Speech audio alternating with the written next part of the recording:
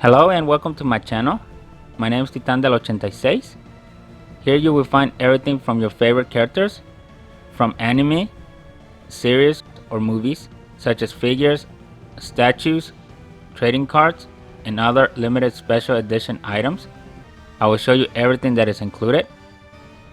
For example, we will discuss the design of the box, how it's packaged, the design of the figure, the articulation points, the accessories that are included, and we will see our favorite characters in special scenes. And you never know, you might see other characters make special guest appearances, so you can decide whether it's worth getting or not. Subscribe and join me on new weekly adventures. Now let's start the show. Let's go. Hello ladies and gentlemen, welcome to my channel. My name is Titan del 86, and today from S.H.Figuarts and Marvel Spider-Man, I present to you Spider-Man Noir and Spider-Ham as they appear in the movie Spider-Man Across the Spider-Verse, which in theory it should have been Spider-Man Into the Spider-Verse, because that's where they actually had more speaking lines. If you remember from the movie Across the Spider-Verse, they only made a very small cameo towards the end. This was a Tamashii Nations web exclusive release, therefore this 2-for-1 figure comes in this brown box, and as you see, it's got the very tall profile with the flat layout.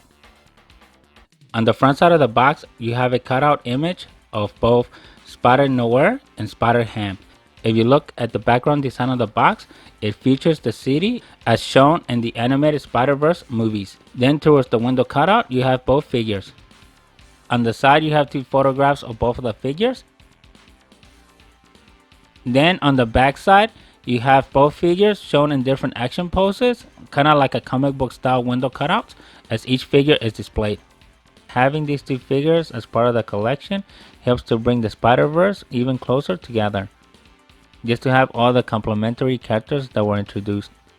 Upon removing the blister packs from the box, you will see that both figures are packaged in 1.5 blister packs. The first blister pack has both figures. It includes the Spider-Ham accessories along with Spider-Noir's long trench coat.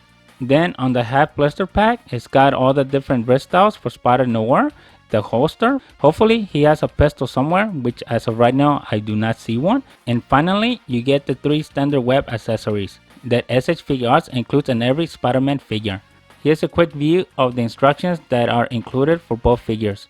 The first section shows all the different hand styles. Then on the second half, it shows how to attach the hat, the holster, and how to put the trench coat on. Then how to swap out the wrist and use the web accessories.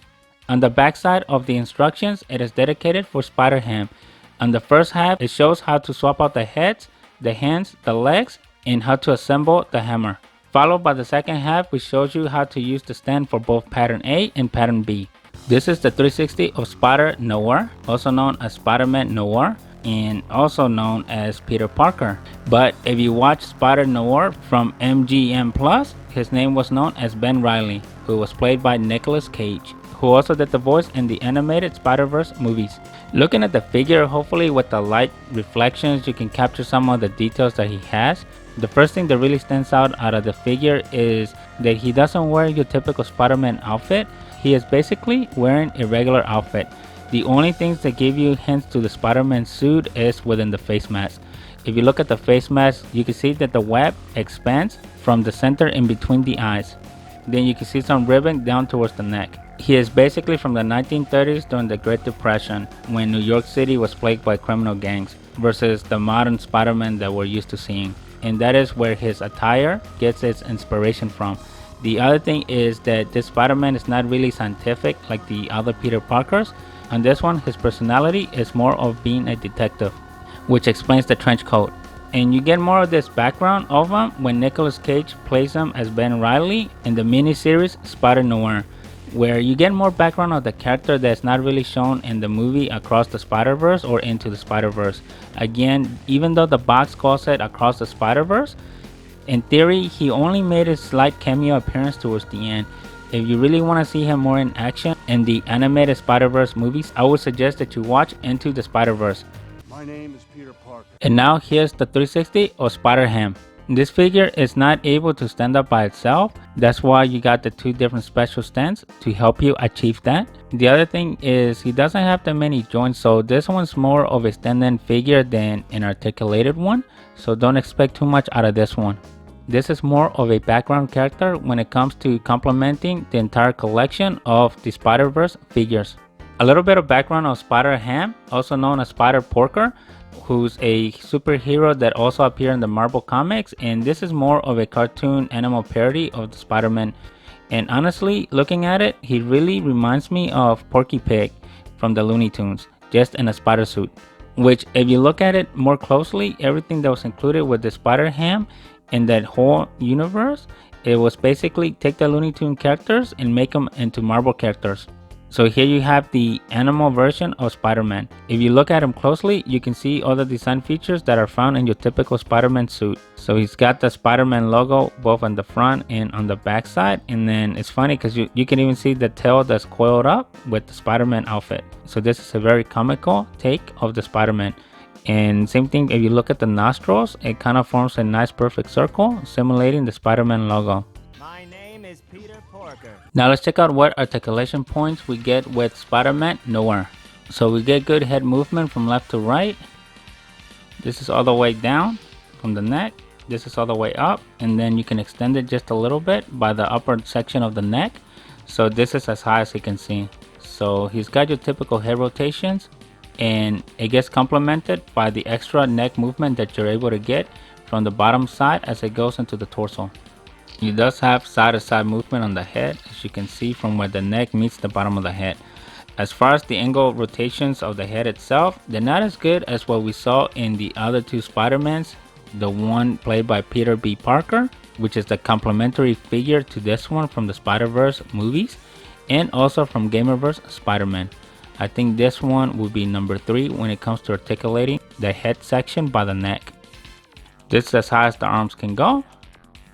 He does have an extension piece for the shoulder, as you can see here, which is very similar to what we saw in Marvel's Spider-Man from Gamerverse. So this is as far as he can cross the arms, which again is not that good. But we do get a unique feature here. Look at this. Not only can you pull it in the horizontal direction, you could also do vertical, which is something I haven't seen S.H.Figuarts do before. You see that? So that extends the range of the shoulder movement. Still doesn't help moving the shoulder towards the center, but now it can give it a further down reach. So this is as far down as I can come. Here's your 360 of the arm, 360 by the bicep. You get 2 segments for the elbow. You get this first segment, you get the secondary segment, and then you get the full range of motion, which gives you a 45-degree.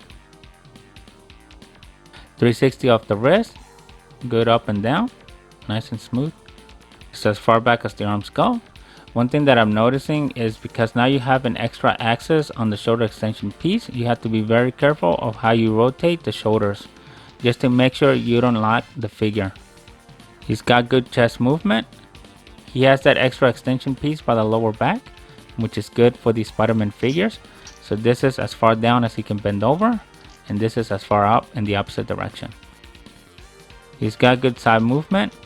Again, the belt is not attached to anything. It is just a free flow ring on the figure. The torsional rotation really comes from the lower chest meeting the upper abs. This is as high as the leg can go. This is as far back. Here's your leg split. He has thigh rotation. The knee has 2 sections. This is the first one. This is the second one. And then this is the full. The ankle has 360. All the way down, all the way up. Toes. This is as far as they can go.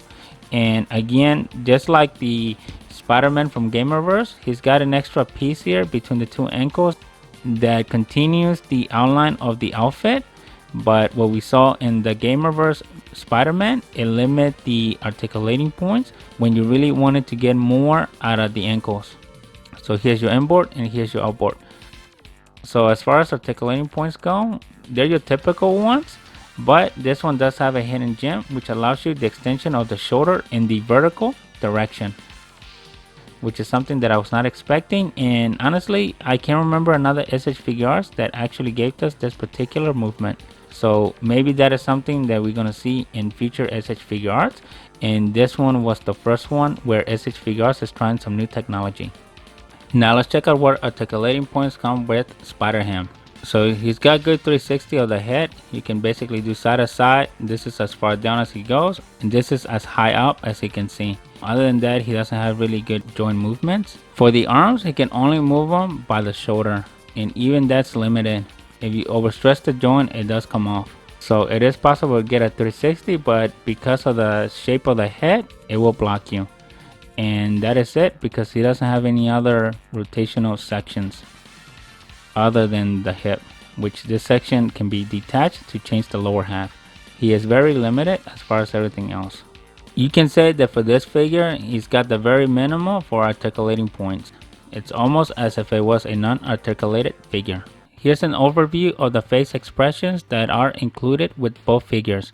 The first one is Spider-Ham's action expression, and I'm gonna call it that because just by looking at the eyes, you can see that he's ready for action. To me, this doesn't look like a neutral face. Whereas speaking of neutral expressions, that one will really go to Spider-Man Noir, which is the only expression that comes with the figure. And I think on this one, they could have did a little bit more by giving us different types of eyepieces, similar to what has been done to other Deadpool and Spider-Man figures.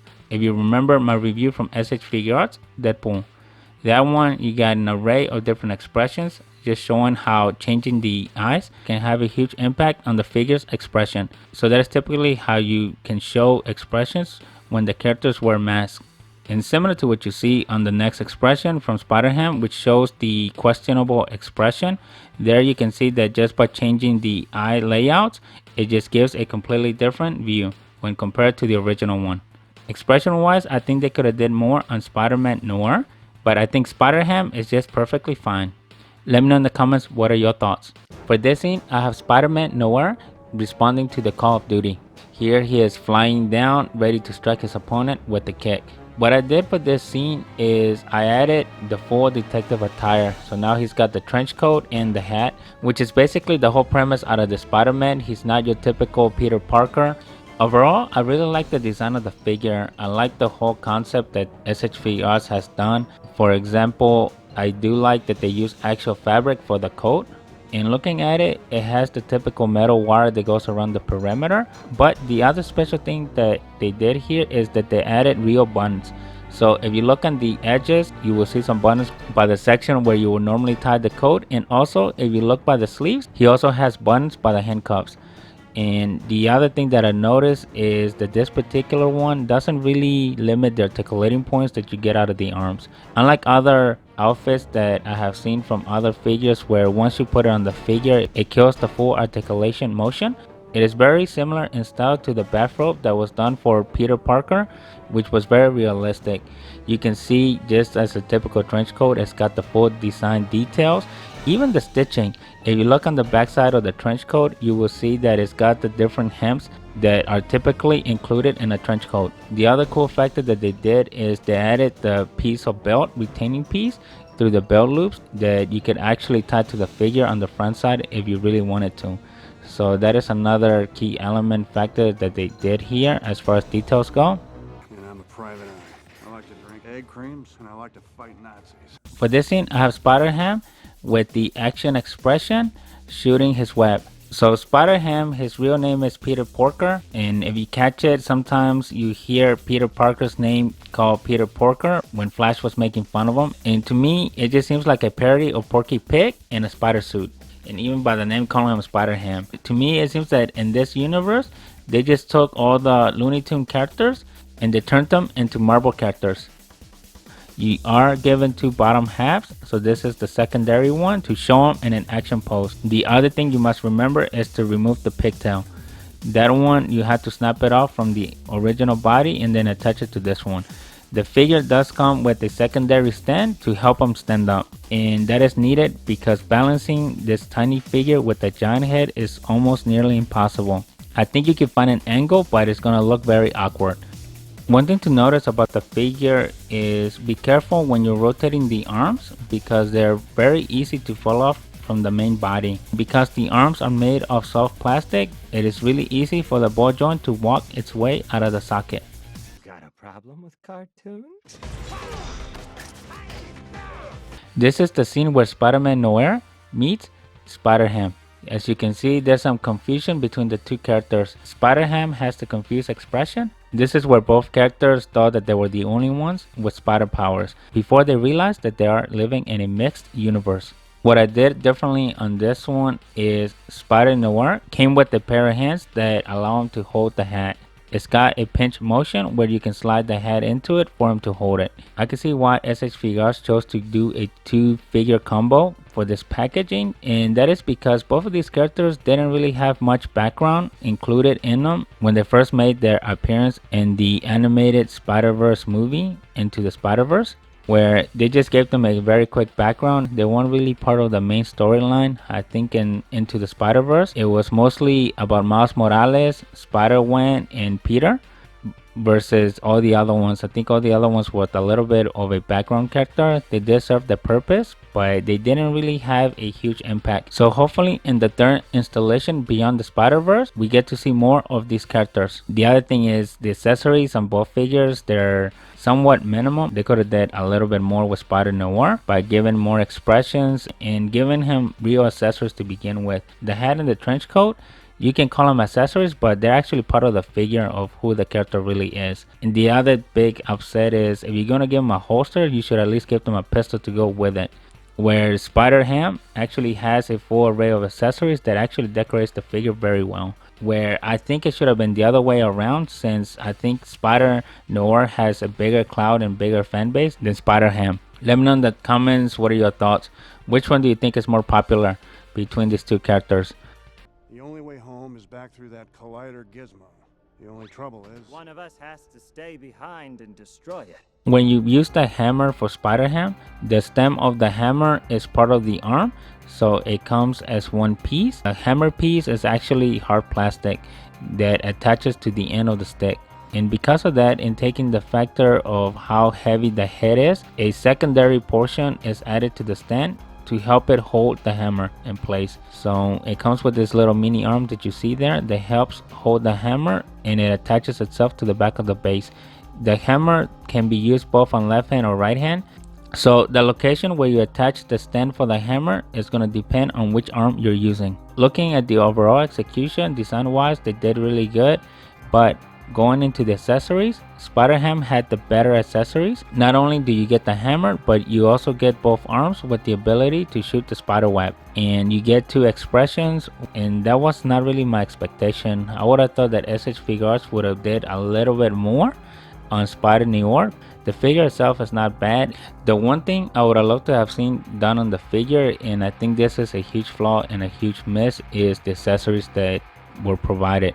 You got the 3 typical web accessories, but they missed the main key thing that separates Spider-Noir from the typical Spider-Man, and that is his persona. This Spider-Man is more brutal than the other mainstream Spider-Mans. They choose not to harm their opponents, where this one actually uses lethal force.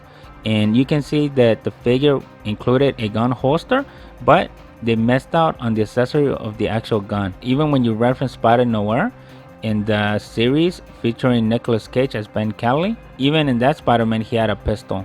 So again, it just highlights a huge miss that S.H.Figuarts has done here for this figure. Comparing S.H.Figuarts Spider-Man Noir against the one done by Sentinel, one of the key differences that I see between the two figures is that Sentinel's figure doesn't have the fabric like S.H.Figuarts has done.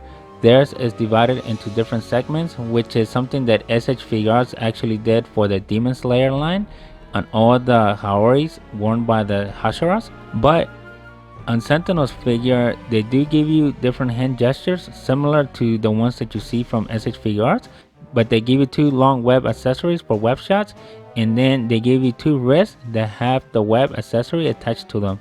In addition to that, you get one that comes out of the index finger, and not to mention 2 expressions for the figure, where S.H.Figuarts only gives you once.